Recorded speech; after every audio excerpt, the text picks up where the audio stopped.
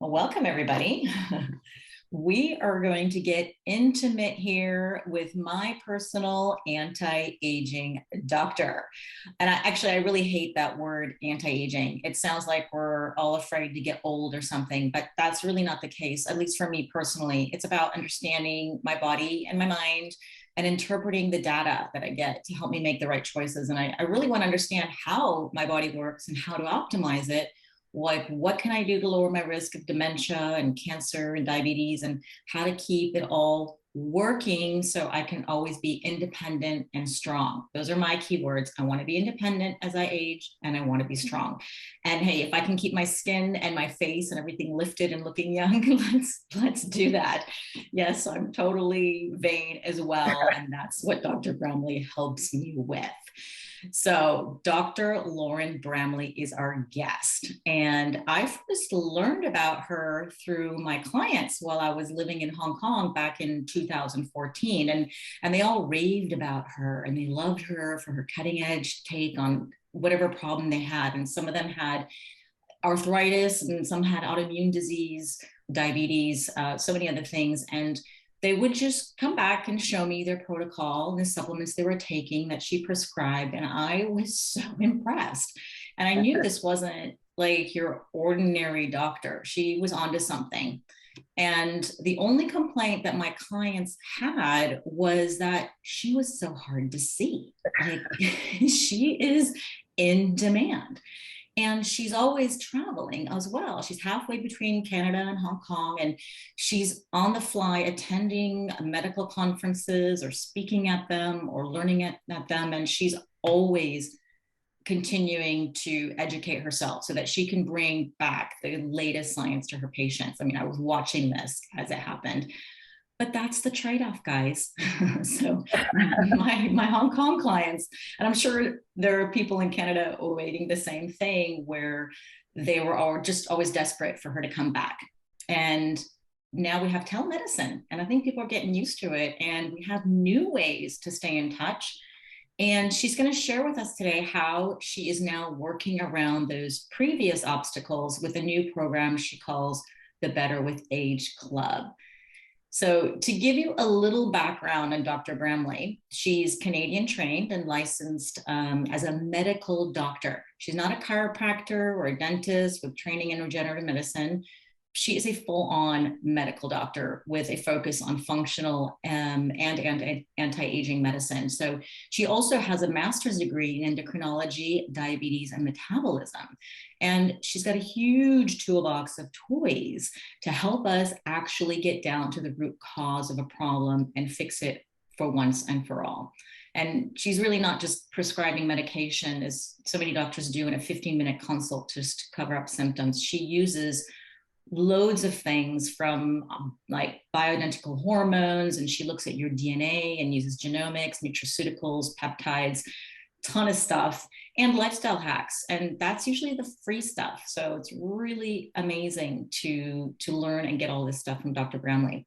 And she's also really well known for her TEDx talk, Know Your Numbers. If you haven't seen this yet, go and Google now, TEDx talk, Know Your Numbers, Dr. Bramley. And this is where she talked about her philosophy of improving your health by empowering yourself, knowing your data, understanding your biomarkers, interpreting it, and knowing how to apply what you learn from this data to your own self. And in gerontology, we call this health literacy. And the studies show that the more health literate you are, the longer you will live. So it's worth it. And I remember when I first popped into Dr. Bramley's clinic in Central in Hong Kong, and I was blown away. It was the first time I saw an anti-aging clinic, and it's one that was solely dedicated to reversing aging. It was a dream, and it wasn't just a side note or an afterthought like you see in some clinics. It had everything I dreamed of having in medical care. And she's even got an in-house lab right there on the premise, so she can get all her testing done accurately and really quick. It's amazing. It's been there for I think over 20 years. And you know, that's me. It's like she was way ahead of the trend, and she still is. And it's not easy to stay in Central for 20 years. Central is like in Hong Kong the most popular zone. It's similar to the Champs-Elysees in Paris or Times Square in New York. And then the 6 years that I was in Hong Kong, I saw businesses in this area come and go in a flash, and she's still there. So it's time to meet this amazing woman who is chronologically 53 years old, but she's going to tell us how she got to her biology. 54 now? Oh my Yeah. God, 54. She's amazing. If you're here on the Zoom, you won't believe it. And she actually looks like her biological age, which is 31. So I'm so impressed. So without further ado, please meet Dr. Bramley. Welcome. Thank you. Thank you so much, Zora. Thank you for this opportunity. I think it's amazing that you bring all of us doctors and medical allied health people kind of out of the closet and into these opportunities. So thank you so much. Oh, this is a pleasure. And I just love having an interview with you in Hawaii in a bikini. Like, that's just too cool. Yeah. You know, I'm so excited to have you here, and I'm so excited that we finally connected, because literally for years I was watching your work through my clients, through their lens, and I know. impressed. And then when I said, you know what, I got to get on board. I got to, you know, I need I need this doctor. We finally met, and now you're going through all the motions with me and taking care of me and my transition through menopause. So I'm 51, and I know it's going to come sometime, sometime or not, but I want to make that transition really smooth. So thanks to you, I'm doing all of this stuff. So really, really excited for my own personal journey. But I have a lot of people ask me, what do I do? And where does this protocol come from? And that's one of the reasons why I'm having you here. So you can just give it to them yourself. Yeah. And for those people who maybe don't know you, I want you to, if you can, give us just a brief overview on how you decided to open a practice in Hong Kong, out of all places, from Canada. Well, that was back in 97, kind of at the handover time of Hong Kong, really exciting time for Hong Kong. And I landed a position doing medical evacuations. So I was based out of Hong Kong. I didn't have a license at that time. I'd done training in Canada and the US. And I took a job doing medical evacuations. So people who became ill while traveling through China, mainly, or through Indonesia, et cetera. And I would relocate them down to Hong Kong, stabilize them there, and then I would transport them to wherever they may come from. So I did that for about 2 years, and I loved it. And I really had a really good insight to different cultures of Asia, but also medicine, medical practices in Asia. So I then managed to get my license in Hong Kong, which is not really an easy thing to do, and started practicing. And the lure of Hong Kong is that alternative, or what we call integrative, or different medical practices than conventional medicine, are embraced, which is not normally the case in other countries. So I found myself practicing in a place where there was really no peer pressure, there's no criticism, and everyone's grandmother might take Chinese medicine, for example. So there's sort of a deep respect for things that might not be totally mainstream. So it was a really wonderful place to practice for that reason. And I was able to embrace all the things I love. I really got into anti-aging medicine. I could attend conferences. I could bring back all that information to my patients. So they would think they're just coming in to see the GP, but I would be really actually doing my entire kind of anti-aging approach with them that evolved over the years. It's amazing. And so that's how so that was my next question, is how you got involved with the anti-aging and longevity. But it's kind of integrated in the Hong Kong culture. Like you said, it's completely normal to take certain plants and things that people would be skeptical of, or call it woo-woo science or pseudoscience. There, it's just been, I don't know, 2,000 years of Chinese medicine, and nobody even questions in it. And it's nice to be able to experiment with that and see what works and what doesn't. But That's right. my question is that you were probably in your 30s interested in were you interested in longevity and aging back then, or or it just came with the culture? How did you get involved? Why would you even care when you're in your 30s? Right. Well, I think it started, I've always loved fitness. I was a very sporty when I was young. So I love the concept of fitness and what types of things that you can do to enhance your fitness. That's probably where it all started. And I also co-authored a book, which is called The Baby's Table, where I couldn't practice medicine quite yet. I wasn't licensed in Hong Kong. I was doing my Medivacs, and I had my own first son, and he was just starting to eat food around 4 months of age. And myself and a good friend went to Tuscany. She did all the cooking and the recipes. I did all the research on what factors play into brain development in utero and in the first year of life, second year of life, and how important it is for brain development and nutrition. So I think that's probably where it launched, because I was straight out of medical school and internship. And then I really embraced this idea that you could actually shape development and you could actually change outcomes that are important for your entire life. So that was where my Wow. first intro, I think, into the first thing I ever dabbled in was omega-3. If anyone came to see me in in the 90s, they were put on omega-3, and I do that till this day. And then Yeah. from there, it really took off. But I owe it to that research in that book that opened my mind to that.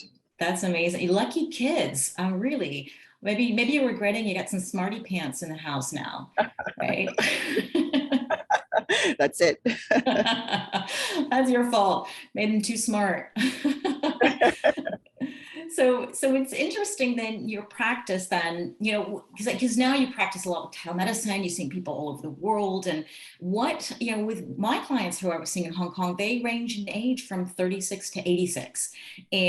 But what is your average profile of somebody who, sees you? What are their issues in general? And what's their You know, profile generally? I see all ages. I love the idea that, we call it anti-aging, but it's really living your best age no matter what age you are. So people will say often, am I too old for this? Is it too late? And it's never too late. I mean, I have patients in their 90s. I have patients in their 80s. So of course it's never too late. And it's actually never too early. There are really, really important things for babies. There's important things for children. Two of my calls yesterday were to teenagers. And I think that's really exciting, because getting the idea and the concept that you kind of have to protect yourself, often from yourself, through life is really powerful. So I love those opportunities to speak with younger people too. So my most common demographic would probably be 40 to 60 in there. Those are the people that, things start to creep up. They get symptoms. They're hard to get a handle on these symptoms through kind of conventional medicine.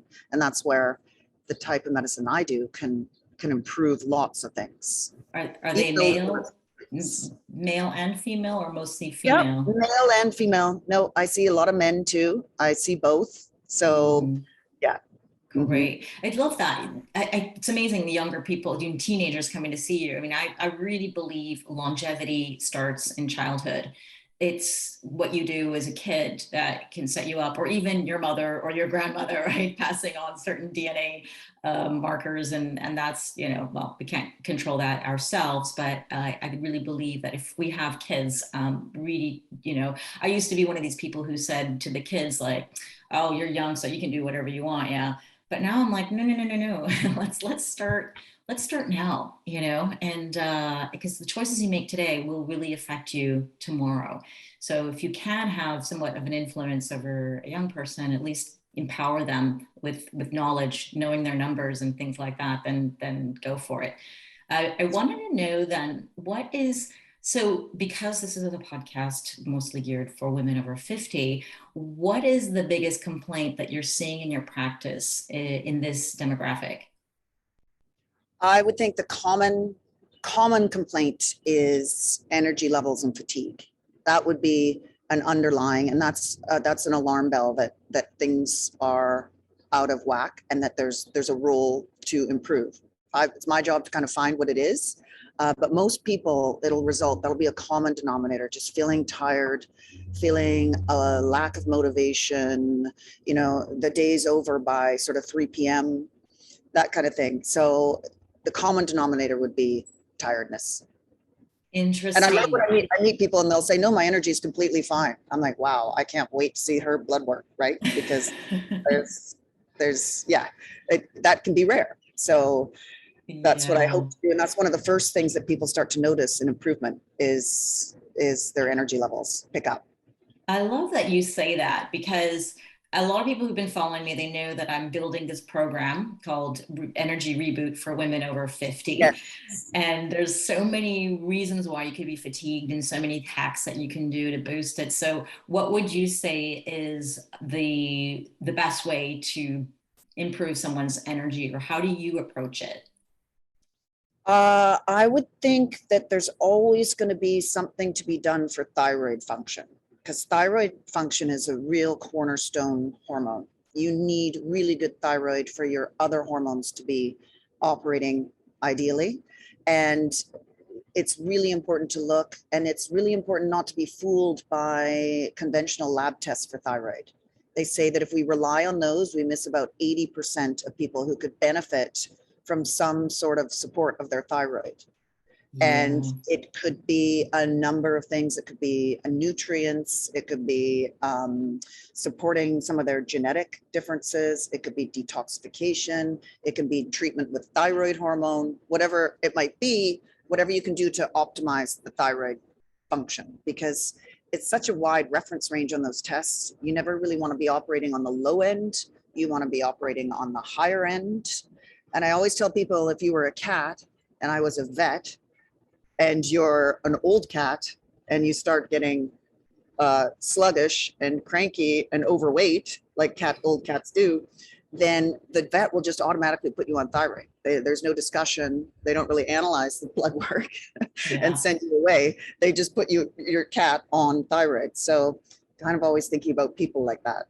Interesting. I didn't know that vets would actually, yeah, take that approach. I mean, it's very, very smart. And so, can you fill us a little bit, because this story is fascinating when I started to learn a bit more about thyroid health, because what seems to be happening with conventional medicine is a doctor would run a love, your TSH levels and just one marker and say your thyroid Oh, is yeah. is fine, go home, and you go Yeah. home feeling sluggish and like shit. So what is it that you do that's different?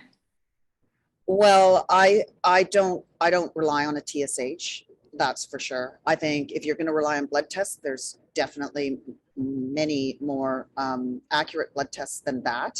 That's not even really a measure of your thyroid function. That's your brain thyroid stimulating hormone that tells the thyroid to produce more hormone. So if you can measure the actual hormone levels, that's a lot more telling than a TSH. And also, I think it's a physical diagnosis. I owe it to Dr. Terry Hertog for teaching me that one years ago. But it's really the physical signs and symptoms that a patient will tell you that really, really considers thyroid. And I also think there's no harm in a thyroid trial. I think many doctors or patients are told, oh, once you're on thyroid, you can never stop taking it when they're referring to thyroid hormone. But I take many, many people off thyroid hormone when they don't need it anymore, or when things have improved, or other problems that we solve are sorted out, then you can remove the thyroid hormone. So I think there's a lot of myths, and there's kind of a lot of like old wives' tales about thyroid treatment, that it's really individual, and it's more the art of medicine that comes into thyroid treatment for sure. Actually, all hormone therapies of some kind is an art. And That's yeah, I've seen it, people go through it with you as well, and with other doctors, and to try to find that magic formula takes a little time, and it is an artwork. But I'm sure there's a question that people are thinking about, and in sense what you just said is, once you go on thyroid medication, there's this thought that, well, then I will stop producing my own thyroid. So you'd have to be on this for life. But you're saying you're jump starting someone else's thyroid production, or how does that work? And I think of it as augmenting their thyroid function. I don't like the idea of suppressing the thyroid, but to augment your thyroid function, there's certainly nothing wrong with that. And you can do that to the extent that once your thyroid's been functioning well and you've cleared out some other issues, namely insulin, then your thyroid has a much greater opportunity. It's much more effective. So it's all about hormones talking to receptors. We need the receptor to hear the molecule and to respond. So if your receptor is not doing that for whatever reason, insulin or glucose levels or other hormones that are out of whack, then we focus on that sort of receptor hearing the signaling. And you can, yeah. That's a whole, okay, let's dive a little bit into hormones, because if you're 50 or around 50, you hear a lot about hormones. I think we should be talking about hormones, from day one, or at least when you're hitting puberty. And I think girls need to understand more and more. But when we're older and we still don't know much about it, we know it's important. And we have a lot of people throwing around the words hormone replacement therapy, HRT, bioidenticals. It can be very confusing, and especially you're just starting to learn about this stuff. And the dogma that's been going around is hormones are dangerous, they cause cancer, and you have people who are scared, people who are confused, because sometimes we hear no, it's actually great, and then you hear people who are very gung-ho about it. So let's clear some confusion on hormones and hormone replacement therapy, and how should somebody approach this, and what would they do with you, for example? Okay, that's a great question. I get asked all the time, and I think it's really important. I think my first answer is whatever it is out there wants us to be confused. There's a reason for that, and because no matter how hard you try to distinguish the two, bioidenticals versus regular hormone therapy, or what we think of as HRT or synthetics, we know that synthetics contribute to cancer. They have helped many people over the years, but they also do contribute to cancer, and that's what the studies have shown. However, they're still widely available. They are the products that pharmaceutical companies can promote and can prescribe and can profit from. And those are synthetic hormones. You cannot patent something in nature that is natural. It has to be synthetic in order to have a patent on it. So that's why we still see those. And when you distinguish between the two, the concept of HRT applies to both. So HRT just means hormone replacement therapy. So you can be doing a very, very good job of HRT, it's still called HRT, because you take your bioidentical hormones and you titrate them to levels, you get rid of symptoms, you improve all of those things. And I think you improve their health and you reduce the risk of cancer. And that's also been shown in many studies, that we're actually reducing cancer when bioidentical hormones are used correctly. So a big distinguish, they are unfortunately both called HRT. When I'm speaking to my patients, I tell them, think of it as BHRT, bioidentical hormone replacement therapy, and always make sure that you're taking bioidentical hormones. Sometimes that is even confusing. So it's always worth checking. But bioidentical hormones, you should be able to find in a test. When you take synthetic hormones, you can't find them in a test. They're not going to show up in your tests of, say, estradiol or progesterone or testosterone. If you take synthetics, there's different molecules. So you think of doping in athletics, right? The whole point of that is to not be able to find them. Well, that applies to all synthetic hormones. You can't find them in the blood test. When you take bioidenticals and we repeat your lousy hormone levels, we can see what you're taking and then adjust the dose so that it's really balanced. So that's the opportunity to titrate. And that's where the differences in people come in. And the differences in kind of the management is titrating that dose. But I love that you can always find your estrogens, you can find your progesterones, you can find the metabolites of those hormones. You can make sure you're not contributing to too much of the bad estrogens, etc. When you're able to see the hormones and the metabolites. But then how does a doctor who's using the synthetic hormones, because they are still prescribing this, and how are they measuring and monitoring their patients and without, well, blood work that's accurate? That's a very good point. So they tend to be much higher dose. They do alleviate some symptoms and complaints. So generally the patient may be happy, or at least, benefiting in some way because symptoms are relieved.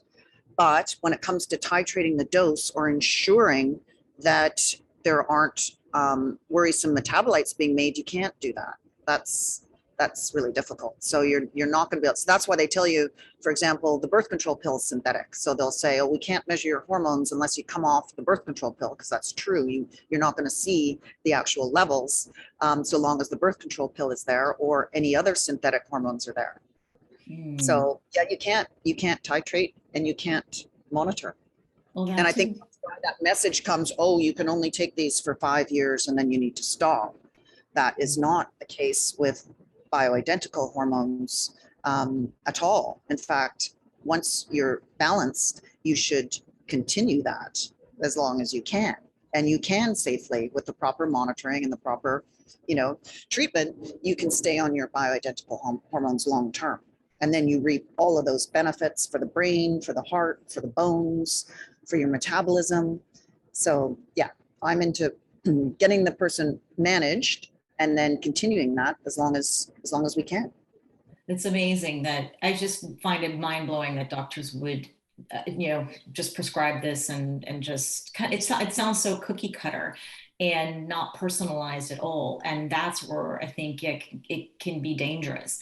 And to me, it seems as though the in terms of longevity, aging, and having a positive experience with menopause is to have the hormones balanced no matter what, and you are putting yourself at risk if they're imbalanced or so, and there's risks and benefits with everything. So it's just a matter of finding the right doctor who's able to personalize this to yourself. And I think it's one of those things, you generally, the hormones, you don't want to mess around with them. This is my book, my perception. I just get the proper advice. And unfortunately, I don't think doctors are getting a master's in endocrinology, for example, or understanding hormones like you do. Is this not general practice because you've gone through medical school, or what are doctors getting in terms of hormone education? I would say when I was trained, it was definitely about prescribing the synthetics. That's what we were taught. Menopause was the scariest word you could ever hear in medicine. Professors were scared of it. Doctors are scared of it. Students are scared of it. It's probably the most frightening, and a lot of people still are. So it's really not. It's not taught, and it's not. The bioidenticals are not taught in medical school. And I think a lot of this is what I've heard, and you can confirm this or not, is that a lot of the fear comes from the Women's Health Initiative study that was done and showed all this horrible effects. But in fact, since then, a lot of loopholes have been found, and they were using some synthetic molecules as well. So I think that's probably where it comes from now. Yeah, and there's several arms to that study. So the alarm bells sounded when the arm testing the synthetic hormones showed the increase in cancer.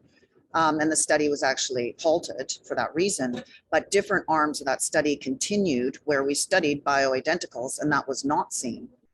And what I like to tell my patients is that even in the past 10 years, the data is showing that not only do the bioidenticals not contribute to cancer, they actually prevent cancer. That's what so many studies are showing now.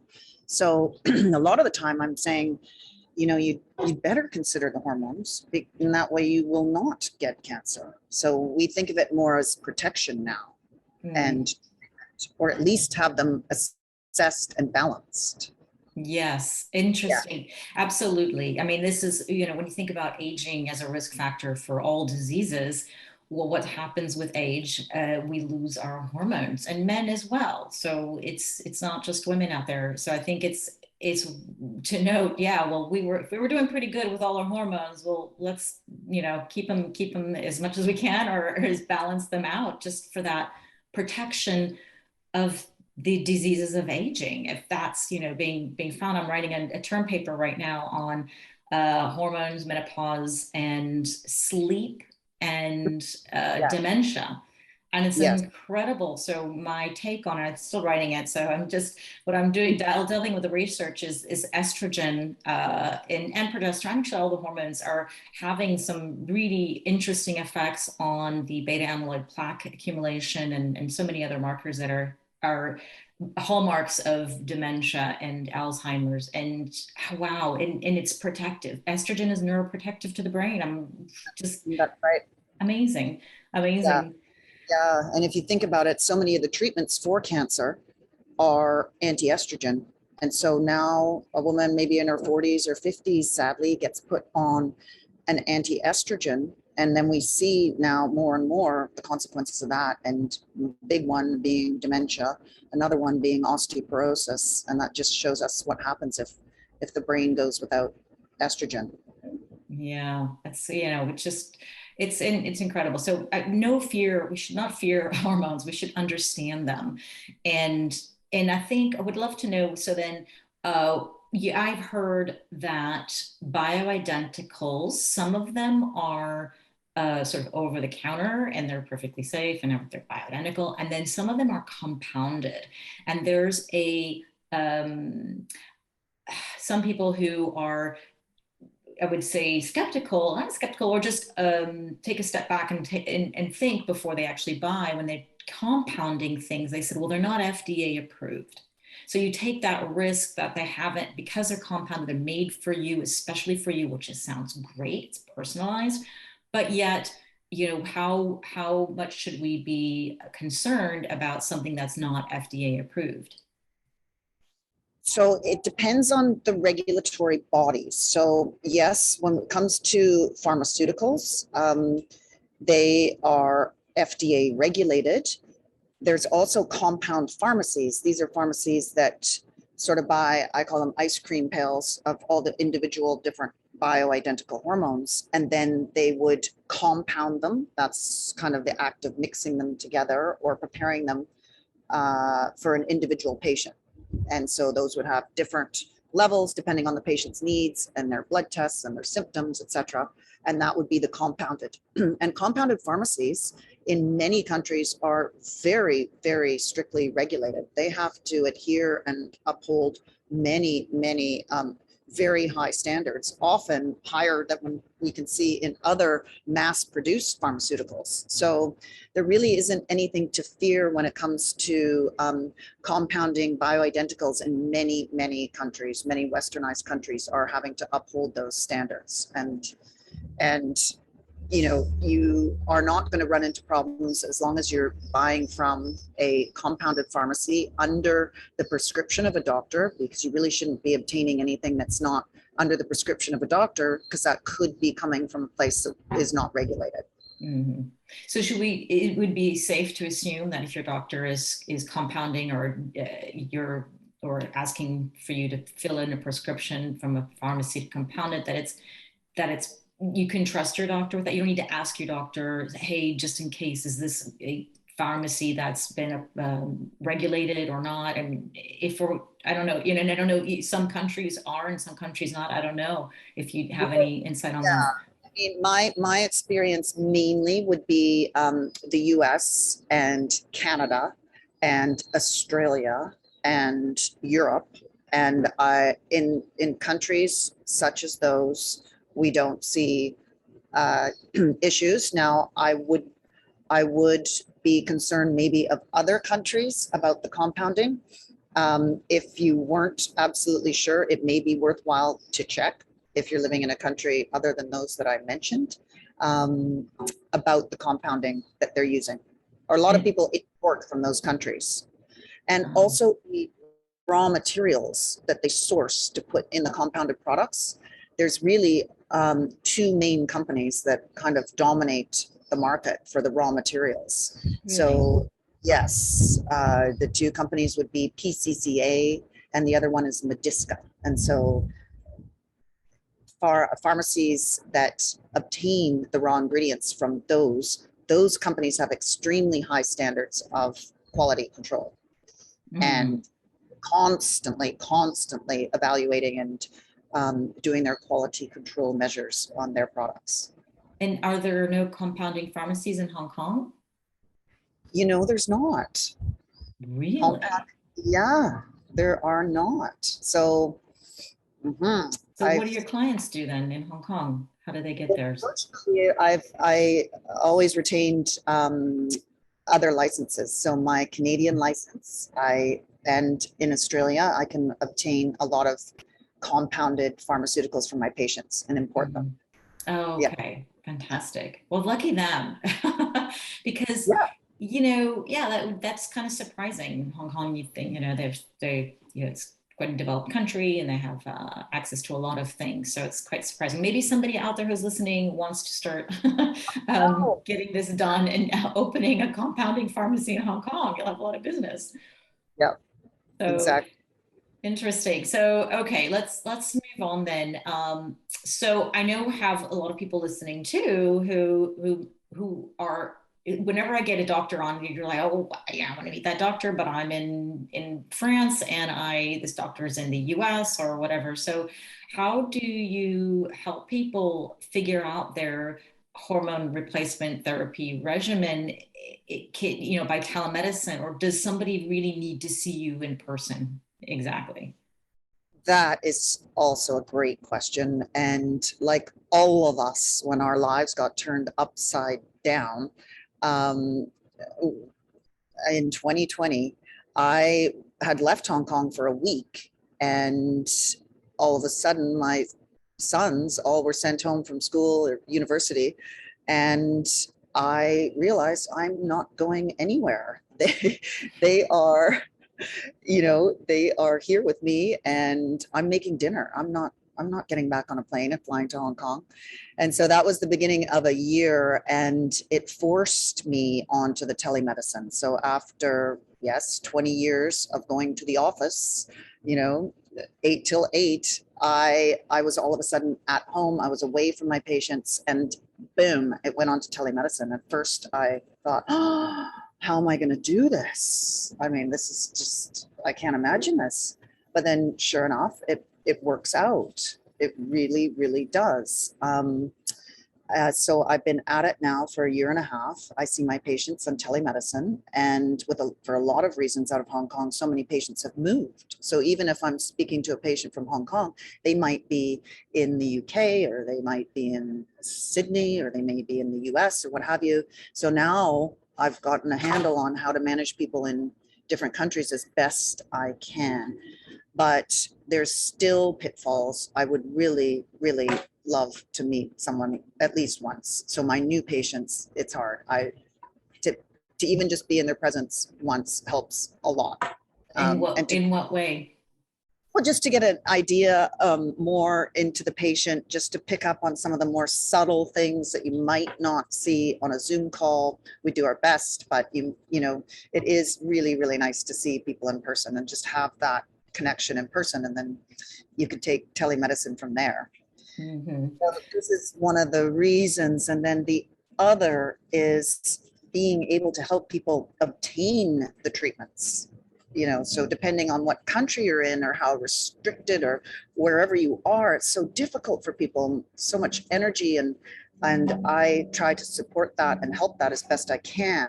But wouldn't it be great if you could see patients even just once a year, help them obtain some of these things that are so difficult for whatever reason? They require prescription, or they need to be kept cold, or they're hard to find, or they're limited, all these things. And you want the patient to have them. The patient's interested in it and wants to utilize it, or really specialized testing too that's hard to get done in different countries because of time constraints and having to go to the lab on dry ice or whatever it may be. If that's kind of behind my new project, where I want to take advantage of being able to see people even just once a year in person deliver what they need, and then reassess by telemedicine. So Mm-hmm. that's what I'm working towards, and I think you can manage a lot of this with telemedicine, with a little help in getting those extras that we might need. Yeah, no, I can see that. I mean, when I lived in Hong Kong, I saw a Chinese medicine doctor, and part of the protocol was literally looking at my skin, touching my hand, feeling my pulse. I mean, really just looking in Yeah, my eyeballs, those things that you won't pick up. And that's, that's functional medicine as well. That's where we pick this up from. So I can see really quite important. Even when we have our consultations, I take off all filters. I want you to see me as much as you possibly can, yeah, help you with that's that. right. But Yeah, yeah. still pixelized, right, in a way. So I can see why that. So I'm really excited then for. So first of all, it's really cool. Like we can have just one visit with you and get the rest with telemedicine. We haven't met in person yet, right? No, And you're one it's of I'm one of them. I'm one of them. And I've been in your clinic. I know everything about you. And, we've had our telemedicine talks, but I want to see you in person, right? And I know that will happen. And if it's just once a year, well, fantastic. I'm a nomad, and it'll happen. And so that just makes me question then about this program that you have. And I'd love for you to talk a little bit about it, because as you said, this is meetups, once a year is included. So tell us a little bit more about the Better with Age Club. Oh, thank you. Yeah, I'm excited to talk about the Better with Age Club. If you'd asked me a year and a half ago, I certainly wouldn't have had the time or even the kind of reason to do it. It's evolved out of the situation that we're all in, where I think health is so important, and preventative health is so important and critical, and I think we all are aware of that. And I can see that telemedicine is a real way to be able to reach a lot of people. But what I've decided that I'd like to do is collect a lot of data on patients. So the Better with Age Club is going to be based on testing. I like to know where people are at. And I think the most reliable test to see what we're dealing with is what's called true age, true diagnostic testing, which tells us your biological age. It tells us how old you are. So how far off the mark are you? Are you aging more than your chronological age, or are you doing great and you're younger than your chronological age? And it also tells us the pace of aging. So we know that people age at different degrees at different times of their life. So it's very nice to know, have you already aged and it's over and it's slowing down now? Or are you in the throes of aging? And that we know is between 40 and 50 is the biggest time for aging. So I call that the high school reunion phenomenon. So when you go to your high school reunion and you don't recognize people, that's because happened. Yeah. And yeah, we do see that. So if we can get a test from the get-go, that luckily this is a home test. It can be sent anywhere on the world, and results are available in about 6 weeks. And then now we've got some real information, and you can tell how critical it is or not for a person to embark on some pretty intensive anti-aging. And if that's done, you can turn around results on that test as early as 3 months. So if you happen to capture someone who's in the throes of some pretty rapid aging and you intervene, you can actually slow that down for them quickly. So That's what I pretty amazing. 3 months is quite quick, I have to say, if you're, in the throes of aging. Yeah. Now, when I get people on the Zoom call or lucky enough in person, I can see that happening. I can see it in the way they look, in the way they act, in lots of different things to do with their body. I can really see that. But to be able to measure it is pretty cool on this test. You can actually get the numbers. So once we have those numbers, I am going to present monthly in different cities where it's easy to travel to and where my patients tend to be. So I'm going to try and select those for ease of being able to get there.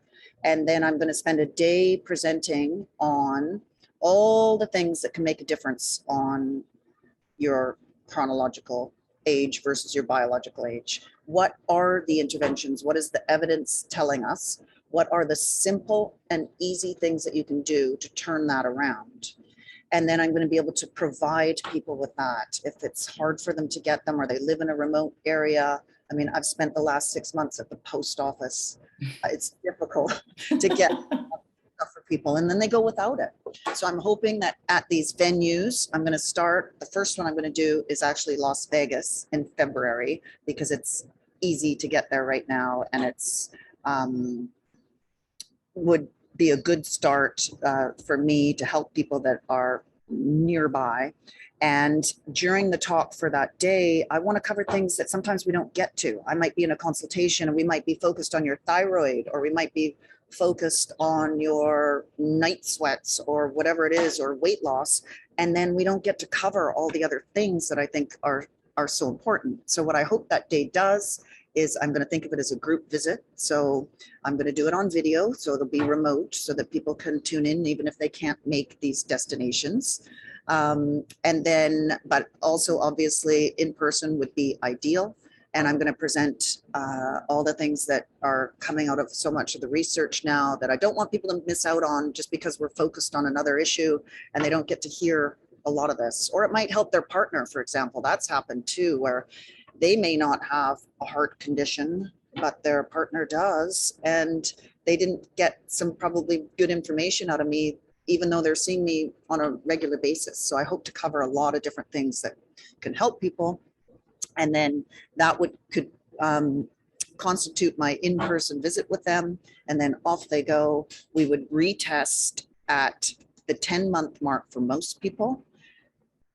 If some people are found to be more aged than we want, so say 10% above where they should be, then I'm going to suggest things that we can do within that year that are more intensive, whether that be more testing to see what's going on, more treatments, what have you.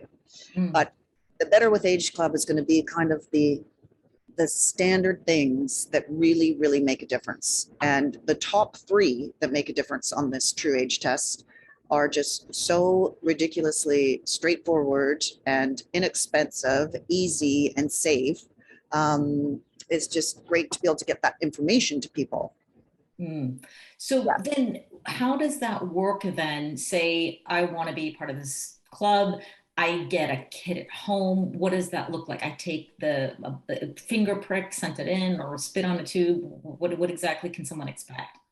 Yep. So that's the actual kit is a little home kit that you can do. And it has one of those lancets, you know, that you just, your finger. And then you want to get about 1 ml of blood, not very much. It's a tiny little bit out of your fingertip. That blood, because we're looking at DNA, it may as well be like a dinosaur egg. It can last in there. Once it's in the vial, it's good to go, and it can go in the post back to the company that's in the US to be tested. So that's how we get our initial information. And the repeat test is done the same way at home. So that is actually really fortunate, because some of our really good testing is often really difficult. It has to be back to the lab within 48 hours. It has to go on dry ice, all kinds of things. This test in particular, fortunately, is one that people can do at home. So I've already done about 80 of these tests on people. So already starting to collect a lot of data. Yes, I think it's really exciting. And then you can also test product. You can test the difference. You know, people want to know, are their treatments working? Should I bother with this vitamin? Should I take it or not? And so that's a hard question, because there is a lot of genetics to it. Some vitamins could actually be harming your DNA. You know, you could be doing more damage than good. So to be able to get these endpoints is just the most precious thing now. And I'm so excited. When I did that TED Talk, I think that was 2016, there was nothing like this available. And yet we were measuring biomarkers, and biomarkers are great. That's what we do the rest of the time. This is a really intense test to see where your aging is, at what point you are. So critical if you're interested in living a better life and a longer life as well. So people get this kit. Okay, so I get the kit. It's included in my membership, and then I want my personalized data. I want you to tell me what to do. Is that a consultation included in that, and or do you have to pay extra for that? Yes. So I like the data. So I like to wait for that test result. I'd really like to have that in front of me. And then once I have that, and you've either attended the day sessions or not, then I'm going to do a one-on-one consultation just to hear more, to hear if there's more things that I can offer. If there's more problems that are over and above that testing, then I can help direct the patient for more of that, either with me or with other doctors that I may know that are in their area. And then I will just make sure that they're completely on track with what I'm expecting is going to make a big dent in their aging and slow it down, or even reverse it. You can actually reverse that aging pace and get good results by the end of the year. So that call with me would take place in months 1 to 3. Okay, so then they can get, because I think some of this data is hard to interpret for the average person, even if you get the report and then you're a little bit lost. Does this test include as well hormones like the Dutch test? Oh, good question. No, this is your DNA and how well it's protecting you or not. Has there been methylation of your DNA that is kind of rendering it less active? So you don't want to lose any of your protective genes that are kind of shutting down and dampening down disease processes for you. And you want to activate genes that are protecting you, that are helping, namely, reduce inflammation in the body. That's one of the big underlying features of so much disease. So this is a test to see at what point your DNA is either working for you or against you. So it's not testing hormones, it's not testing nutrients, it's not testing any of those things. Those things are all really also important. So, and they are important to the degree that you are off the mark on your biological age test. So that's how I'm going to identify what people need more testing. So I'm completely on board with the urine testing for hormones. Those can be easily done at home as well. Many of these companies are making it so easy for patients to test at home, for nutrients, for their genetics, all the other missing pieces that I love to do. And of course, that's what I'm going to be talking about at the retreat, and how people can do that and how they can access that, and when it's necessary and when you should be thinking about doing it. Oh, interesting. So, okay, you get the kit, you get tested, you get some data, they have their consultation with you, and then if it's a woman who's in her 50s, approaching menopause or in the middle of it or post, then you could say, oh, right, we see you're aging very quickly, and maybe it has something to do with your hormones, and then you may recommend, would you like to look at your hormones and perhaps, if necessary, go on bioidenticals? Is that Right. Right. Yep. I would certainly do that if they weren't already doing something like that, and the data was showing us that we should be considering that, or certainly if they were having symptoms that could be addressed with bioidenticals, then absolutely, for sure. Or some people might be already on a regimen. They may already be doing things, and it might just be a matter of fine tuning, or maybe it's perfect. Maybe it's great. Maybe I'm going to say, wow, you are amazing. You're 20 years younger than your age is, your chronological age is. So it just really depends. That's where the individual aspect comes. okay? Then this is fantastic. So then between months 1 and 3, they get their consult, and then how many times a year you said you're going to have a group session?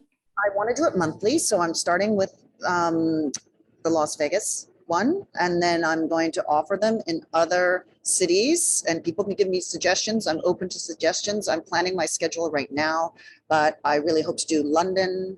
I hope to do Sydney. I hope to do Los Angeles. That's the reason I'm in Honolulu right now. I want it to be destinations that are fairly easy for my patients to get to. Yeah. Madrid, doing Madrid. So, Yes. Come to so Madrid. I'll be there. thinking is to close that gap on telemedicine, that we went from the clinic to Zoom, and how could we best kind of come to the middle on that. And I think once a year in person would be the absolute dream. And if it can't, I'm going to do video for remote, etc. So then you would, every time, every month, you would have a new topic that you discuss? I'm going to actually, some of the destinations are tied in with some of my favorite conferences that I love attending. So then I can update as we go with the latest. I mean, it's the fastest changing area in medicine is the field of anti-aging. There's more and more data. Sometimes I pull a 180 and nope, we're not doing that anymore. We're doing this. So it has to be constantly updated. So yes, I'll be updating. But what Yeah. you hear at each month should be the latest that I can see helping you for the next year, you see, and then update as we go.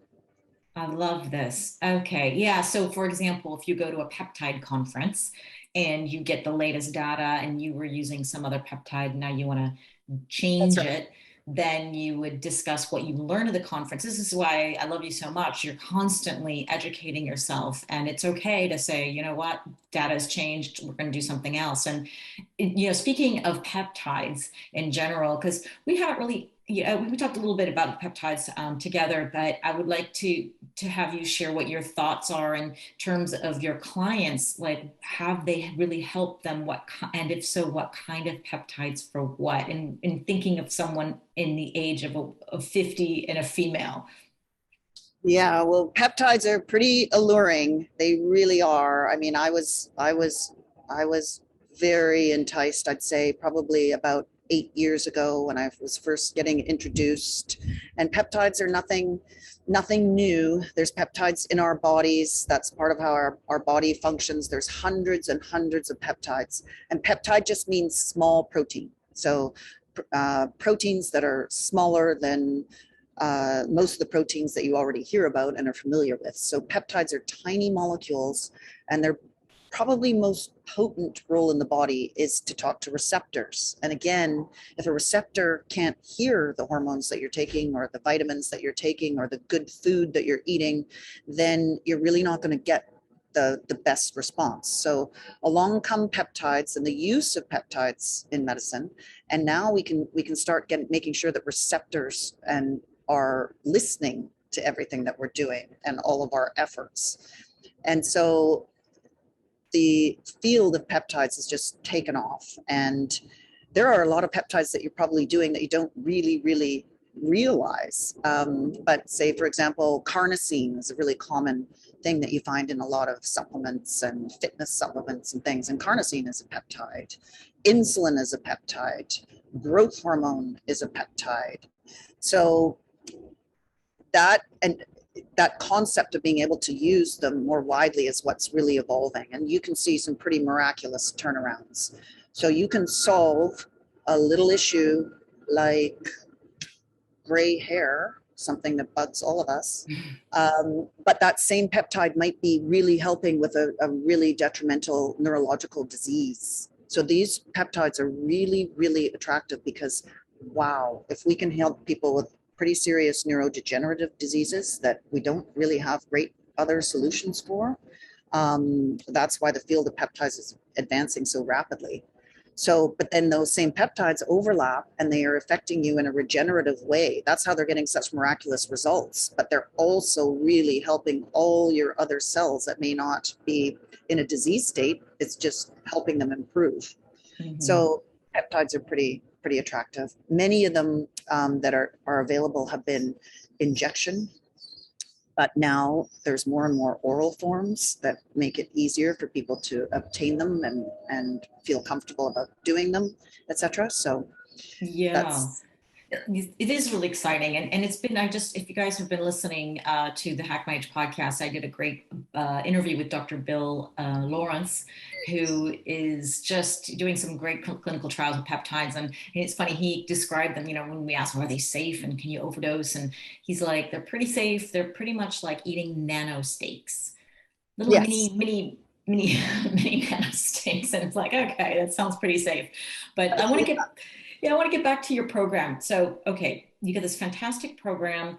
It's a yearly membership, and we get to see you in person if we can get to the site. If not, we have you on our Zoom, just like we're having today. that's right. I imagine, yeah. And we get our kit, we get our testing done, we have our private consultation. Is there anything else that we need to know about the program? Um, that you can implement it with what you're already doing. It doesn't have to, it's kind of something to augment whatever else you're doing. You may not be doing anything except your healthy lifestyle, or you may be already doing a lot of different things that we're discussing today. But this would be an add-on to that. So you don't have to choose one or the other. You can support whatever you're already doing with this information. That's what I want people to understand, is it's not like they have to make a choice about either. There would be a lot of overlap already, and it would just be more information to help them kind of get the information and see how well they're doing. Mm. Oh, great. That's good to know. So I'm sure the big question on everybody's mind is how much? That's it. It's like, I want this to be so available for people. I want it to be obtainable. One of the things after being at this for kind of 25 years is that one-on-one, which is what I do all the time. It's like, wow, if only some of these things could be heard and kind of implemented on a wider scale. So I hope to make the price something that people can afford, that they'll get a lot of value out of, and they'll get a lot of information out of. So it would be 2,400 US dollars, which includes the 2 tests and that day's series of lectures that I'm going to be giving on a monthly basis at different cities. So if they could choose one that would be practical to be able to get to, that would be great. Or if not, it would be remote on Zoom like this, for example. And then it would include that consultation with myself, where I would review exactly what I think is worthwhile taking and doing and changing or what have you for the remaining 10 months. So I talk to you within the first month or 3, and then the repeat test. And then at the end of it, you would have the choice of going again for another year just to get more of the information, or you can stay in the club. I love that it's a club because it sounds a little fun than a patient's waiting room kind of thing. Of course, there's a lot of the products and a lot of these supplements and a lot of these treatments. I would like to pass on the savings that I can get if we're buying larger volumes and people are able to take it with them and be able to get a supply. For example, peptides. There's an example right there. And so they would also have a savings on whatever items that are going to make the biggest difference on that age for them. Oh, fantastic. That's really an important point, because when we have to go and buy these things, one by one, they're much more expensive than if we could do it in bulk. And being part of a club and a membership, I think one of the most amazing things about groups and even programs are the community, that we meet other people who are like-minded, and then we share information. And if I meet other women my age who are going through the same thing, it's so much more comforting. It's wonderful. I'm really excited about this club, and Yeah. and just learning. I mean, really, that you are such a fountain of knowledge, and you're somebody there who is cutting edge. And so, in fact, it makes a lot of sense. So, first of all, I know these tests and kits are expensive. And if you could save something for us by doing it in a group in a bulk, that's fantastic. So, that's a huge chunk right there. And then the fact that you are doing all the legwork and all the learning for us, you got to pay for these conferences, I assume. And yeah, you're flying around the world. So I think it's a really, really great value for that. And I know it starts in January. Is that right? Yeah, I'm going to do the first one in February. The website will be up for January 1st. So there's a little landing page right there. If anyone's interested, just send me the email, fill out the email link, and then I'll be sending you more information about it. The website will launch January 1, and the first one is in February in Las Vegas. And then I'll also have the rest of the itinerary for the rest of the year. Oh, so exciting. So it's thebetterwithageclub.com, right? That's it. Thebetterwithageclub.com. I think I don't need to spell that out, guys. You can go there now. It's up. I mean, I saw it, and you can just put your name for, I guess, a wait list, or when the website has more information, or it's a landing page, I think, right? That's right. Yeah. Yeah. Yeah. So Yeah. if you're Laura, in, we forgot to talk about the anti-aging dinner that's also going to happen. oh, what's Yes. that? We were talking about like-minded people and kind of the group thing. If I get the good fortune to meeting people in person, then we'll all go for dinner at this event and we'll talk about how not to age while having dinner. Oh, I love that. The best dinner conversations ever. You know, we talked all about that yesterday for Thanksgiving. And yeah, happy Thanksgiving, by the way.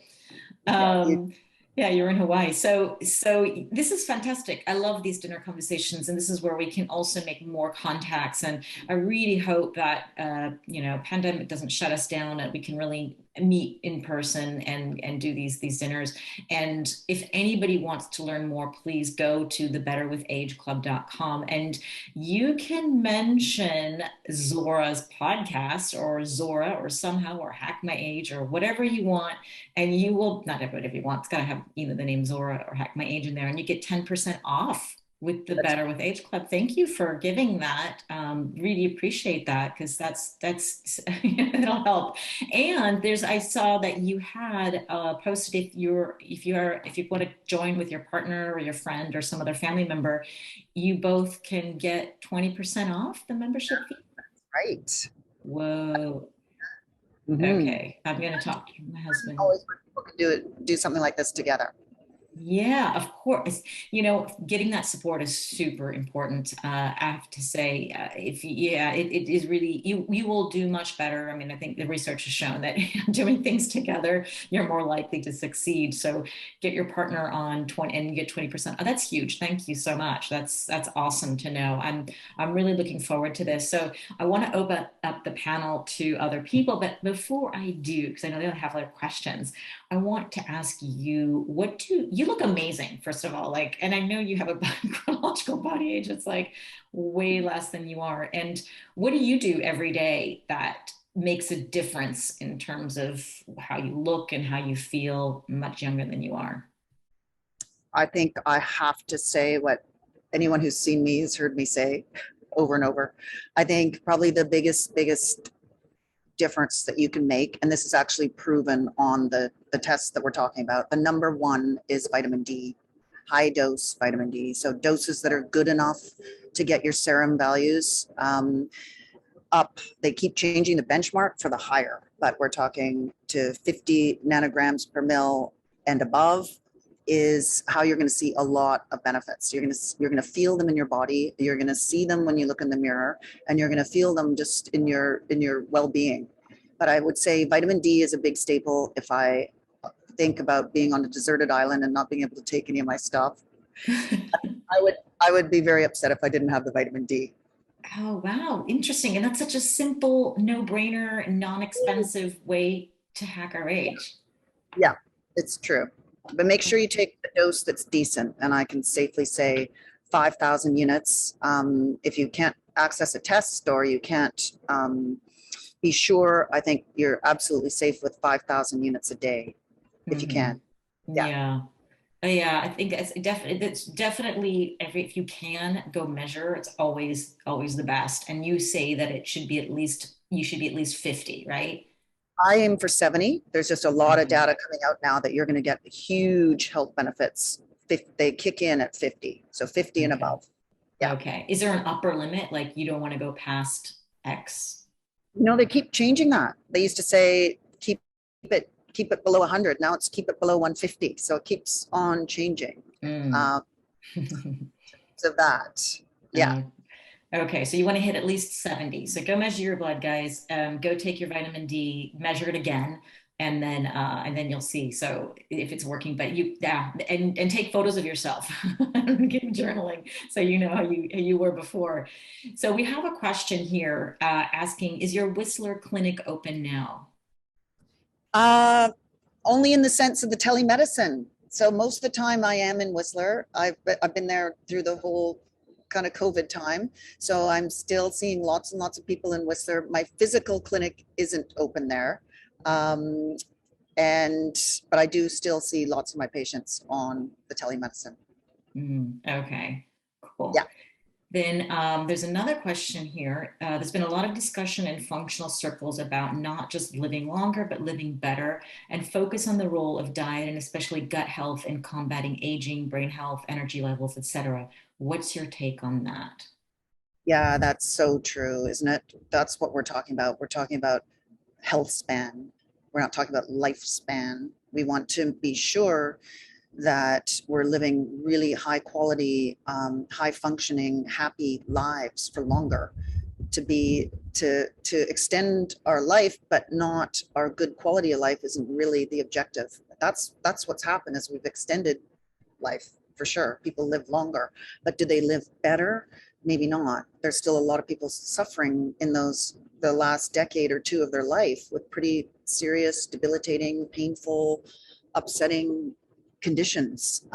So I think definitely the focus is on extending health span. And you're right. I mean, gut health is a huge part of that to be able to, make your gut in the best functioning state is going to be a big, big way to keep inflammation down, to keep glucose levels down, keep insulin down. So that's super important. But yeah, whatever it is that's going to improve health span is what we're trying to do here. Yeah, I completely agree. Who wants to live a long life if you're sick most of the time? So yeah, this is definitely, yeah, this is the arena. We're talking about health span and in particular, yeah, I think she was interested in the role of diet and gut. So would you, if somebody has gut issues, would you talk about diet or would you go for some other protocol? I certainly would. I mean, I always try not to say the word diet because we Mm, know that diets don't work kind of across yeah. the board. It's always nice to get that idea. But yeah, certainly what you eat obviously is making the biggest difference of anything that you can possibly do. But there probably isn't one way for everybody. And that's the difference with genetics. And some things become super critical to some people, ever so important, and other things would be things that are probably going to be helpful across the board. But I do get into that. I like looking at people's genetics, looking at the gut biome, and seeing how we can improve all of those things on a one-on-one basis. And I mean, it's always good trial and error too. Some people are really well suited to not eating wheat. Some people are really well suited to not having lactose. Other people not so much. So it is really variable. And we know genetically now too, you can determine what type of diet, like Mediterranean diet, low fat diet, whatever, some of these things that would actually be really well suited to you genetically. So that's how I can Mm. help people obtain that information by doing their genetics. Oh, great. So you do can, yeah, can that's super important. Wonderful that you can do tackle that as well, because some doctors would probably just say lose some weight and that's it. Yeah. There's a Sure. question, I think probably we were talking about hormones, and she asks, how do you have your receptors listen or slash receive, or how do you optimize them? Because your Oh, hormone receptors. so that's peptides. Peptides are great at having receptors respond, but that's kind of new on the scene. for the 15 years before, I had to figure out how to do it without peptides. But probably the biggest thing for that is getting rid of the anti-hormones, the ones that kind of sabotage everything. And the biggest one there, we need to live, we need to stay alive. So we need insulin. However, we do not need lots of insulin. If you have lots of insulin, it's going to smother receptors. And I'm convinced it does that for thyroid. So that's one of the ways you can improve someone's thyroid to the point where they don't have to take thyroid hormone, is just get rid of the excess insulin that you have to overcome. So you have to use a lot of hormone to overcome insulin if it's too high. So helping people with their insulin resistance is probably the biggest way to optimize hormones. You may not even have to use hormones, because all of a sudden their own hormones are expressing and activating receptors better. So it's about getting rid of things that are in the way, blocking the receptor. We know that, for example, about reverse T3, which is made in the body when pathways are going the wrong way. That does a really good job of blocking receptors and hurting metabolism, and lots of other functions to do with thyroid. So yes, it's about helping that receptor be able to express. That's excellent. But way to put it. Yeah, just stop the whole thing that's blocking it in the first place. Yeah. Another question we have here is the club $2,400 US CRA medical tax deductible. Ooh, oh, I wish. That's a good idea. I need to consult a tax advisor and ask. It's medical, and Yeah. it's living longer, and I think a lot of it depends. In my experience is people's plans, etc., are really, really different. Some would see that as worthwhile. I see it as worthwhile. Others do not. So yeah, I think that's pretty individual, but that's a good question. What's worth exploring? Yeah, keep us posted. Yes. There's another question. What do you think if a woman has higher levels of hormones, estrogen, progesterone, testosterone, HGH, at 56 years old that she had at 46? Following BHRT for the last 9 years, I didn't expect such results, honestly said. Well, I think physiologic levels are what's important. So if you are 66 years old, you were also at one time in your life, you were 26. And those levels that you may have at 66 were also in your body when you were younger. So they are physiologic.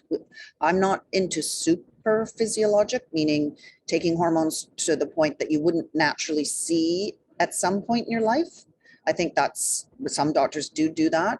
I don't. I like physiologic dosing, but there's nothing wrong with having sort of younger range hormones when you're in your 60s, as long as they're balanced and we've checked that you're not making excess levels of some hormones that we wouldn't want there, to a high degree, like some of the bad estrogens, estrone, namely, then I think there's nothing wrong with that. I think that's good. I think that's a success. Mm. So I want to open the mic to Magdalena, or at least offer her to open up if did that answer your question, Magdalena? Yeah. Good. Okay. Yeah. So if you have any other questions, you can always unmic, because she's got fantastic questions. Another question: what if you are 66 but still feel 26? Can you do anything to look like 26? I think that person needs to come be a guest speaker. You want to feel good. You want to feel young. You want to feel kind of agile. All those things. I think if you're feeling 26, you probably are looking young, because the two kind of go hand in hand. But yeah, I mean, I love aesthetics. Everybody loves aesthetics, and I'm a big believer in inside out. I think whatever you can do on the inside that's helping your health, helping prevent illness, chances are it's going to make you look better on the outside. Really is. I mean, you asked about things that you do every day. One of the other things that I love doing every day is I love astaxanthin. I knew you were going to say that. I knew it. Yeah. I love it too. Yeah, so astaxanthin has amazing, powerful antioxidant function in the body, but aesthetically, it also has a lot to offer. People they've studied it. They've studied attractiveness on astaxanthin, and it makes your skin tones really nice. It helps take care of dark circles. It makes the your eye color more intense. There's all kinds of things that astaxanthin's doing as an antioxidant that offers a lot of color and nature, and you take it and you'll see that it does that as well. So there's so many things that I'm suggesting and advising that you'd think, that sounds kind of boring, but it actually is helping you aesthetically as well. Yeah. And I'll never forget when they did a study of teenagers, and they said to teenage girls, they said, if you eat 6 to 8 servings of vegetables a day, it'll make you healthier. And nobody did it. And then they said to another group of girls, teenagers, they said, if you eat 6 to 8 servings of vegetables a day, it'll make you more attractive. And they all did it. That's when I offer my daughter a glass of water and I say, do you want good skin? Here, Yeah. have a glass of good skin. Yeah. So yeah, I mean, I think I think it goes without saying that if you're really helping these things up from a cellular level, through the hormones, through all of it, you're going to get an excellent aesthetic result. There's doubt. You know, when you said astaxanthin, I really thought I had Dr. Sandra Kaufman in my head. You know Dr. Kaufman, right? She loves, and I got onto astaxanthin because of her, because we did this great podcast and she talked about it and how it's protective against the sun. Yes. So so it was amazing. But then I had this discussion. So this is kind of a discussion with some biohacking friends of mine, and somebody asked, you know, well, would you take astaxanthin and then not use sun protection? And I would say personally, no, because I don't know. And since I don't know, I'll just do, you know, I think the best thing is prevention. Let's not get wrinkles and sagginess and lose our collagen on purpose in the first place, rather than having to try to fix it later on. So I will still use my sunscreen, but maybe I'm wrong. What would you say? That's one of my favorite topics for sure. Astaxanthin does give you sun protection. I think the big take home message is don't burn. Don't get a sunburn. Okay, whatever you have to do to avoid burning is really important. But if you take astaxanthin, it's going to be harder to burn. If you take vitamin D in high doses, so a lot of people think, oh, when I'm in the sun, I don't need to take my D. Or in summer, I'm going to lower my dose. Everyone thinks that. However, it is giving you a lot of sun protection when you're in the sun. It changes your skin tones. It actually, you go paler when you're D deficient, and it's a way of trying to get more sunlight in the winter. So we actually go pale. When you take D, high doses or good doses of D, effective doses of D, you're going to notice that your skin tones go the way they should be if you're D sufficient, and that offers a layer of sun protection. So speaking of Hawaii, where I am now, they have banned a lot of reef polluting sunscreens because of the ingredients that are in them. So now, and you're seeing that happen more and more around the world, and trying to protect the coral reef. So you're seeing using alternates to some of your more intense sunscreens that we know are making it difficult for the coral reef to survive. I always wonder, well, how does that affect humans? And there's so much studies now about some of the ingredients that are in sunscreen. So I think whatever you can do to improve your skin from the inside, such that you don't have to rely on those sunscreens, and to use reef-friendly sunscreen, it's probably going to be friendlier for your body too. Good advice. I hope that answers the question. And there's a question here. Is there a particular dose or brand that you would recommend of astaxanthin? My absolute favorite is also from Hawaii. It's called Nutrex Hawaii. It's 12 milligrams. Write this down. This is valuable information that normally costs a lot of money. So That reminds me, Zora, when I did an interview for the South China Morning Post, and with the Hong Kong dollar exchange thing, I was talking about astaxanthin, and I missaid it. I said that it cost $350 a day, and it doesn't. It costs about 350 Hong Kong a month, but I said a day. Anyway, I read the article and I'm like, oh no, that sounds terrible. I said 350 a day. Anyway, that day, the phone rang off the hook asking about astaxanthin and I'd made this big blunder on the price, but no, it is not, it's not expensive. Funny. It's worth it. Yeah, it's very effective and it's very good. And you would dose at about 12 milligrams, right? Yeah. You can find it in 4 milligrams. Usually you could take 2 of those, or you could take, I like to take it in a 12 milligram. Yeah, I think Dr. Kaufman, said something between 10 and 20, 10 and 12 or 10 and 15, or a little bit higher than you normally, I guess. Right. Yeah, with just one capsule or something like that. Yeah. So yeah, I take okay. astaxanthin, and then you look in the mirror and 4 hours later you look better. What? Let's try it. I'm doing it. Well, I take the astaxanthin. I don't even remember what the brand was, but I just remember the dosage. And I did follow Dr. Kaufman on her website as well. She gives a bunch of recommendations. And I think it's worth trying different brands for sure. That's just my one that but I'm always up to trying new brands, and there's always good. And it's always also good to rotate because you get different benefits out of different companies, etc. So different formulations. So, okay, I'm going to try the new tricks and 12 milligrams. And somebody asked, is that available on your website at all?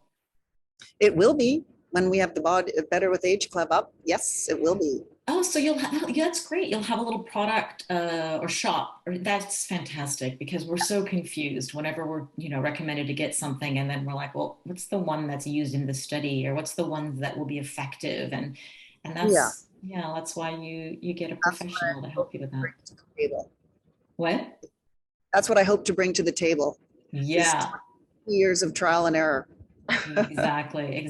Let's get that. So another one says, I would like to place an order, but want to make sure I have the correct spelling. Oh, astaxanthin. It's not exactly how you spelled it. Astaxanthan. So H-I-N. Yeah. Okay. So it's the way you spelled it, but with an X instead of a Z, but we just say Z. Also, would you make a recommendation for sun protection that is environmentally friendly? Oh, well, I've got mine right here. Yeah, I was going to say, if you have it next to you. Maui, do you know this?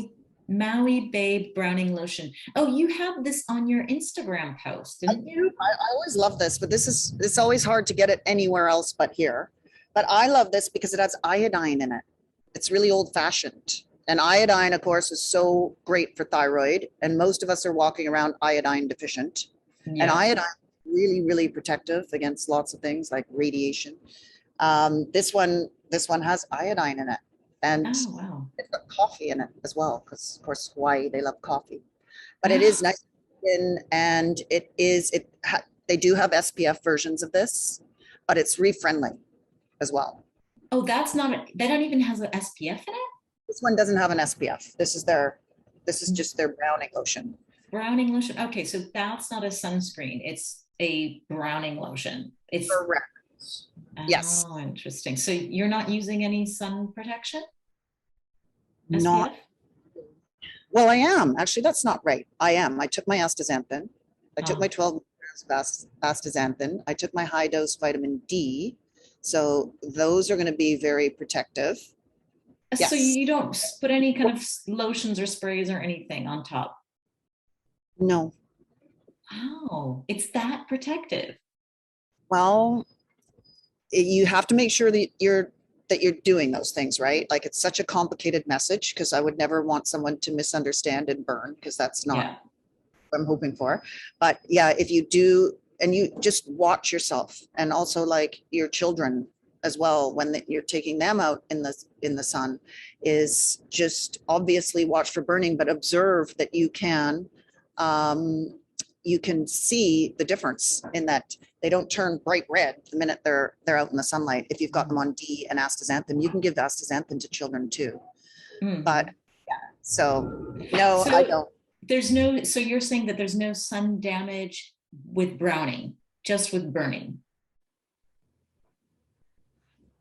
That's another one, Sora. You get to all the really good questions. Me personally, I don't think so. Mm. That's my, yeah. But I do think that you need to be, if you did nothing and went in the sun, yes, I think you're subject to sun damage. There's no doubt. But I do think that there's things that you do internally that protect you. Yeah. Okay. All right. That's super interesting. I'm glad I asked. So that is interesting. I'm yeah, interested. So I wanted to ask, there's a couple of other questions here. What is your correct website? Oh, to join an order. That is the Better with Age Club. TheBetterWithAgeClub.com. Better with Age Club or the Better with Age Club? The Better with Age Club. The Better Age, the Better Yeah. with Age Club. So, and I'll have that in the show notes in case anybody's listening to the podcast and they don't write it down, they're going to forget it. It'll be in the show notes. And you are so tanned from sun or browning lotion. That's the comment here. Mineral sunscreens aren't chemical. Mineral oil isn't protective. Any comments on that? Yeah. So again, I think if you found yourself burning or possibly going to burn, then yes, I think you have to use a sunscreen like that gives you SPF that I would say use friendly. Mm-hmm. Yes. And what about the UVA protection? That's astaxanthin and D Yeah. works with that? Yes. Yes. I also like niacinamide for that. Niacinamide give a lot of UV protection as well. Okay. So if somebody were prone, I mean, I don't want to put you on the spot here, but if they were to say they had a family history of cancer or skin cancer, would they still need to use the sunscreen or SPF or anything? Or do you think they would, just as long as they don't burn, they're okay? I think avoiding burning, but also a lot of what they're saying now about skin cancer is that it's more importantly linked to vitamin D deficiency. So I think the number one take home message is always make sure your D levels are high for that. And then, yes, protect yourself in a way where you avoid burning for sure. Mm-hmm. Okay. Does the internal sun protection also work for fair skinned people? Yes, it can. Yes, I've seen people that say, "Oh, I never, ever, ever could get a suntan, ever." Now all of a sudden they can by taking astaxanthin and D. D is usually the number one reason, or they wouldn't even think of going in the sun because they'll get a burn, and rightly so. You don't want to burn. Burning can lead to skin cancer for sure. But if you are fair, you're going to get a big step ahead if you take your D and astaxanthin internally first. And take it for several months before you would think about, allowing your skin to go unprotected for sure. Oh, so you need to, yeah, practice. Good enough. Yes. It's not just a day of, right? Okay, interesting. Yeah, I think even Dr. Kaufman, my podcast, maybe somebody else's, she was saying somebody said it was going to go to water ski or something all day long. So she said to kind of up the dosage. And it was, the day of or a few days of, and I'm not really sure what that was, but she was kind of like, not just the 12 milligrams, but it was something significantly higher to try to protect if you're going to be actually all day. Yeah. So. Yep. And that's where you can do your own trial and error, but it would be safe to take more astaxanthin. There's no reason why not. Mm-hmm. If you thought that, yes, I've done that before too, for sure. Would the dosages be the same? I mean, I guess you'd have to go take the blood test anyways for any colored skin in terms of the whole range of skin types and colors. Oh yeah, there's big genetic, racial differences in D levels, just naturally because pigment in our skin does block D. That's why we go darker, is when your body is satisfied with the D levels. And so people who are naturally darker skin color, they're going to tend to have lower D if they're not supplemented and if they're not getting sun exposure. So those people actually need D even more so. I think everybody needs D, but then you will see racial differences. And again, in my Hong Kong office, where I had the luxury of testing everybody all the time, I would see big differences for different races based on skin color, and then the need for the D. But then also the supplementation is also very variable. Some people will get great levels out of taking their 5,000 units. Some people need more, and that's why the testing is so critical. You can also take D topically. There's some companies that make vitamin D topical, and in case people do have gut issues or the absorption isn't as reliable from the stomach, then, or from the gut, then you can apply vitamin D topically, and those levels tend to go up really nicely. That's an Test more than the dose. It's about your serum level more than the dose. yeah, exactly. Do what it needs you do to get those serum levels up. That's And right. there's another question here talking about all the supplements you mentioned earlier that some vitamins can hurt your DNA. Can you talk more about that? So yeah, they're just like we make synthetic hormones, there are synthetic versions of vitamins. So here we go with astaxanthin. They have synthetic versions of astaxanthin, which we make out of petroleum. Astaxanthin gives color in nature. We use synthetic astaxanthin to give color to farmed salmon, for example. That's not, Yeah. yes. And then they actually sell synthetic forms of astaxanthin. You want it to be algae sourced. That's how most astaxanthin is obtained, or you want it to be plant sourced. So there's some forms of lichen, for example, that are we can obtain astaxanthin from, and different types of like marigold and different plant sources of astaxanthin. So you do not want a petroleum-based one at all. And farm salmon is up there with one of the worst things that you can eat due to some of this synthetic practices that they feed and the GMO food source that they give the salmon, etc. Another example would be folic acid, which is a synthetic B vitamin, which you can find in so many over the counter. Now, it doesn't hurt everybody, but certain genetics, it can aggravate some of their genetic deficiencies and make them manifest more. So you'd want real folate, which is the natural source. That's the source you eat in vegetables. Green leafy vegetables are full of folate. And from there, there's activated forms of folate that can outsmart certain genetic deficiencies. But folic acid tends to be harmful on certain genetics. And you can find folic acid in a lot of stuff, like orange juice, for example, fortified. Vitamin water has folic acid. Those Baraka tablets have folic acid. So I think it's multivitamins, yes, multivitamins will include it. Yeah. So yeah. So that's the genetic differences. So I always tell people, it's one of the big things that if I'm telling you to avoid folic acid, it's likely because you have a genetic reason to do so. That makes perfect sense. I hope that answered your question, Samantha. You can unmute if you have any more or if it's not completed. Thank you. It was amazing. Thank you. So before we wrap up, any other last minute questions that anybody can either type in the chat or you can unmute right now. It's okay. It's always nice to see your face and hear your voice, or if you have any comments, maybe they're not questions, but you're more than welcome to comment as well. Or if you know Dr. Bramley yourself and have something to say, would love to hear from you.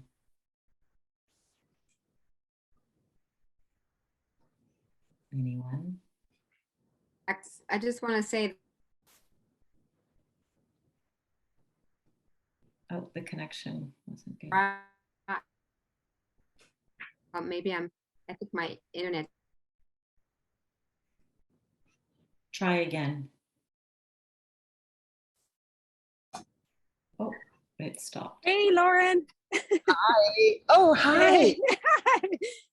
I just tapped in because I was listening to the beginning, was just finished boxing, but thanks to you, keeping fit and healthy. But did you guys tap in?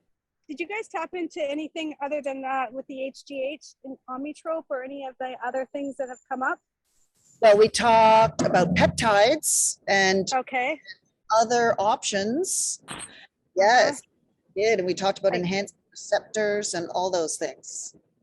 Okay, I guess we can catch up when we talk.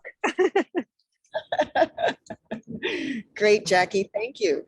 Thanks. You guys did a great job. So much information. Thank you for everything. Cool, Jackie. It shows. Okay. Okay. Thanks. Bye. Bye. Great. Oh, I love. Hi, everyone. It's Maria Romano, and I just wanted to say hello to Dr. Bramley. So I can just attest that I've been one of her patients for many, many years. And I can honestly attribute Dr. Bramley, without going into detail, with truly saving my life. She is empathetic and compassionate and just beyond inspirational and educational. So I value her, and I think she's a true gift, and her passion for anti-aging and just what she does speaks volumes. So thank you from the bottom of my heart. And to Zora, this was an amazing forum. Thanks for your provocative questions and introspection. So it was great. So thank you very much. Maria, thank you so much. It's a pleasure. Thank you. Oh, I love that. Wonderful to hear people who know you and have been with you for a long time as well. So I really, really appreciate anyone, who's got some comments and things to share. So it's wonderful speaking through experience. Wonderful. Anyone else have any questions or comments before we go? Yeah, I've got one. I've been Lauren's patient for many, many years. She's brilliant. Never would have got through menopause without her. I had a very high profile job and I would not have been able to function. Aw, thank you. Thank you so much. Oh, I love that, Sherry. Where are you located? I'm now in Vancouver. So I'm hoping you're going to do one of your sessions here. Definitely, Sherry. Oh, exciting. Yeah. Jackie? See you on Yes. Hi. Oh, sorry. Hi. How Sorry, just got back in the car. How did you like the session? I loved it. I love listening to Lauren. She's helped me for many, many years and changed my life incredibly. So I'm very grateful. Oh, I'd love to hear that. And you were where? I'm in Vancouver. Sorry, I can't flip the video. Everything's happening in Vancouver. You've made a mark there, Lauren. That's where I grew up. That's where you grew up. Wonderful. I'm so glad. Yeah. I love hearing these stories. There you are, Jackie. Now I can see you. Sorry, I just finished a long workout and I had you guys in with my ear pods. I was getting in trouble, but that was okay. I said I need to listen. Any questions? Anything that we can answer for you? We have you here. No, I love the information more about the mixture of the the pink pill, right? The pink one, anthoxanthine, and the vitamin D. Very good. Yes. I used to take both. Combo. Yeah. Yes. Yeah. Absolutely. The combination. For sure. Every day. Exactly. I just follow what she tells me. That's all I know. And I feel great. So there we go. There we go. Thanks, ladies. Thank you, Jackie. One question about the we also have been, my whole family also has. Hi Barbara. Hi. I want to thank Lauren. We also have been seeing Lauren for many years, and that's right. We saved my daughter's life, and we are all deeply grateful, and we all have made tremendous lifestyle changes because of what we've learned from you. So tuning in today and getting more insights always is really brilliant from you. I appreciate it a lot. I just want to say thank you. Thank you so much, Barbara. Thank you. Oh, I love that. I love that. I'm so excited to meet more of your tribe here and get involved with the Better with Age community. I hope you guys are all going to be there, and we can talk more and have dinner together and just age slower. Yeah. So I know that you'll probably need to go soon, but I do want to leave. These are wonderful people have made the time to be here, almost 2 hours hanging out with us. So I really want to leave the mic open for anyone else who really wants to share or to ask questions. Really, this is for you. And this is the podcast recording. You can always catch up later or catch the last things, but I really want to leave this moment for you. And thank you for being here. So anyone else, please unmute and introduce yourself. Oh, yeah, hi. My name is Sheila Partra, and I met Lauren in Hong Kong. I met her when I was 51, and in my family, there's a lot of endocrinological issues.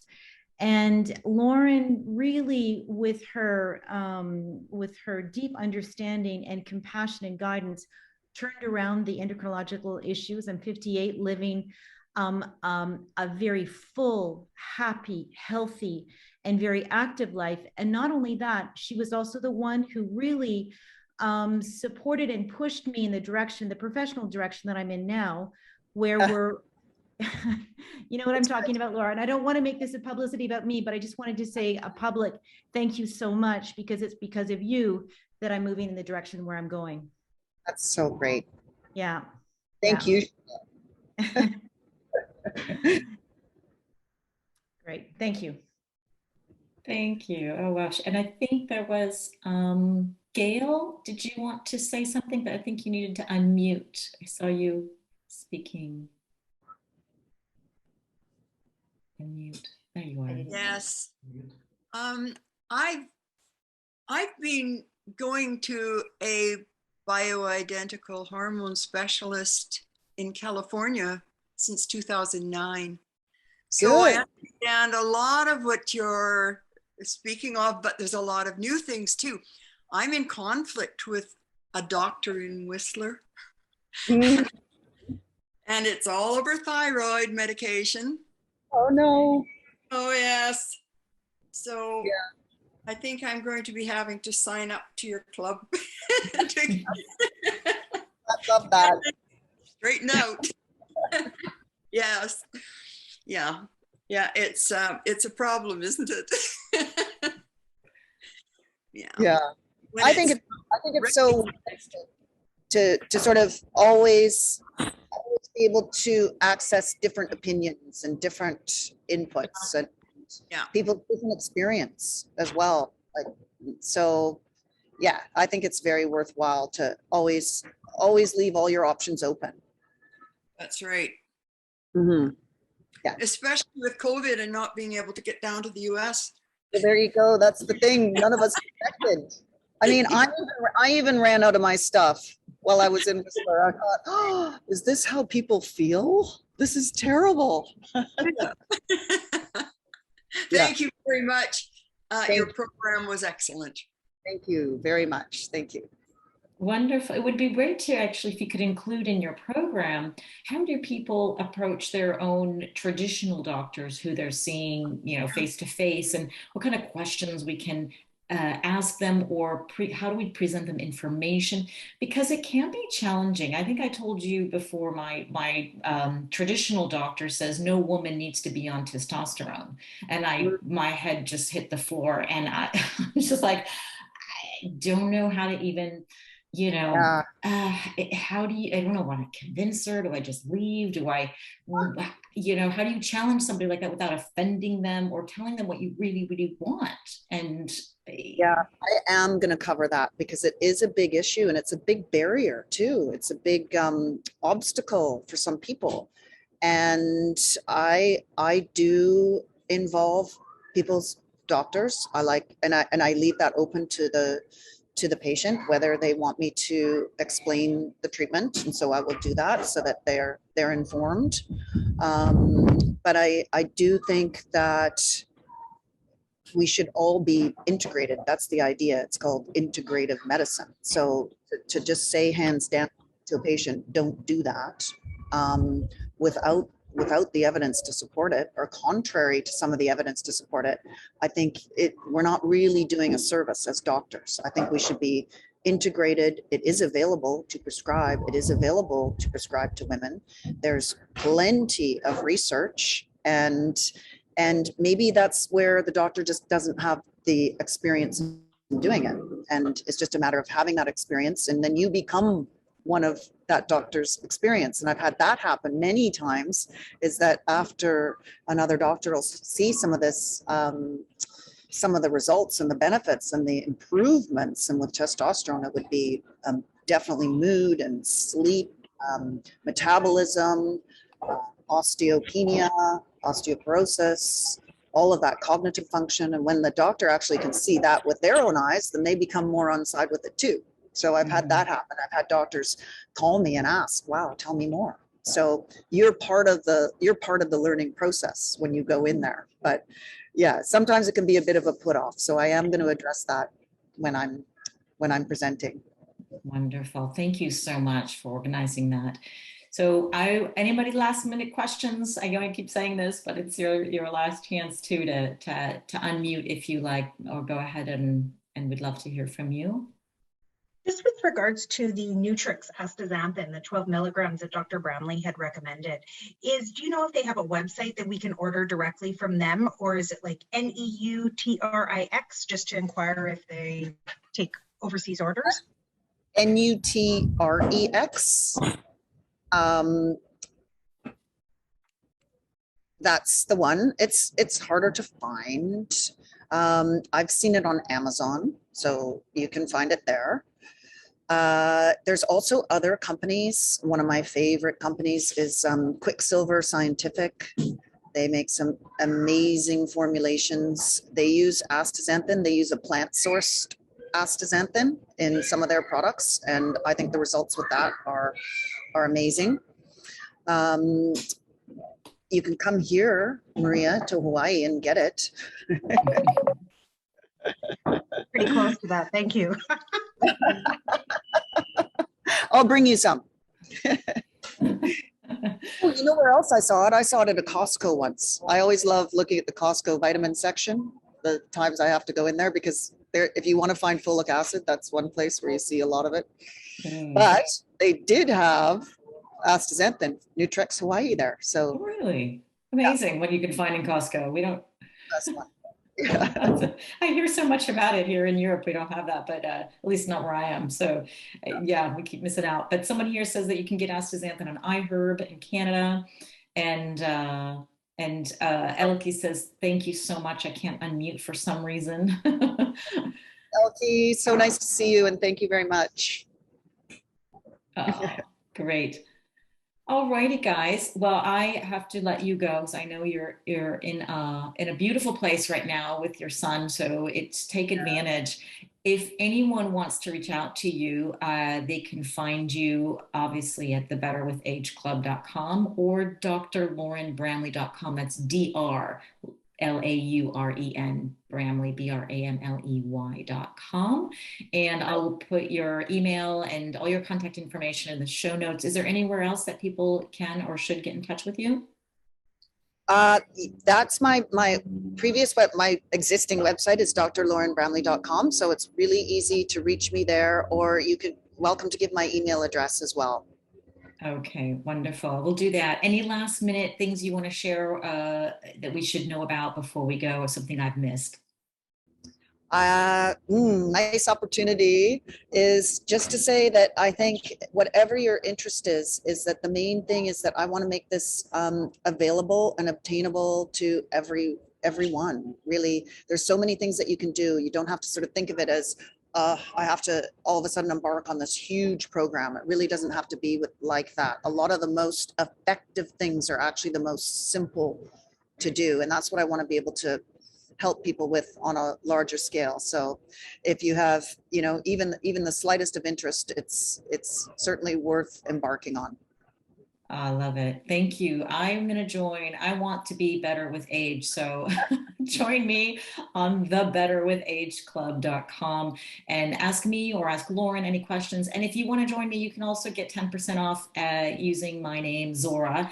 Dr. Bramley knows who I am. So you should get that and get your partner on or any of your friend or family member and get 20% off with the extra for the membership fee. So wonderful. Thank you so much for your time, Dr. Bramley.